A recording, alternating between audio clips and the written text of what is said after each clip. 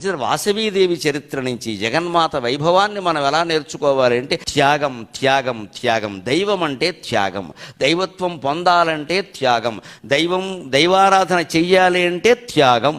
భోగం కోరుకున్న వాళ్ళు దేవాలయంలోకి రావడానికి కూడా పనికిరాదు. త్యాగం కోరుకుంటేనే దేవాలయానికి రావాలి. వచ్చేటప్పుడు అంతే, వెళ్ళేటప్పుడు అంతే. ఏం వదిలేశాం. ప్రతిరోజు రాత్రి 10ంటికి దంపతులు పడుకునే ముందు ఇవాళ ఏది బయట పారేసాం అనుకోండి, నెల్లాళ్ళలో మీకు మనసు శాంతిగా ఉంటుంది, ప్రశాంతంగా ఉంటుంది. నెల్లాళ్ళలో ఉంటుందమ్మా, ఎక్కువ రోజులు అక్కల. 30 రోజుల్లో 30 వస్తువులు బయట పారేయండి. మేము కూర్చుని అంతే. ఏదైనా కొత్త వస్తువు వచ్చిందంటే ఇంట్లోకి పాత వస్తువు వెళ్ళిపోవాలి, ఉండనివ్వండి. అవి ఇంట్లో చేర్చేసి అటకలన్నీ నింపేసి చివరికి అవన్నీ ఇక్కడే ఉంటాయి, ఈ కళేబరాన్ని బయటికి ఇడిచేస్తారు. ఎందుకు పోగేసుకుంటున్నాం ఇదంతా? ఇది రావాలి అంటే అమ్మవారి చరిత్ర నిజస్వరూపం తెలుసుకోవాలి. మనం ఏ దైవాన్ని ఆరాధిస్తున్నా ఆ దేవతా చరిత్ర విన్నప్పుడు మనం ఎలా ఉండాలో నేర్చుకోవాలి. ఊరికి ఆరాధిస్తే మనకేదో వస్తుంది కాదండి. ఆరాధన ముఖ్యం కాదమ్మా, ఆచరణ ముఖ్యం.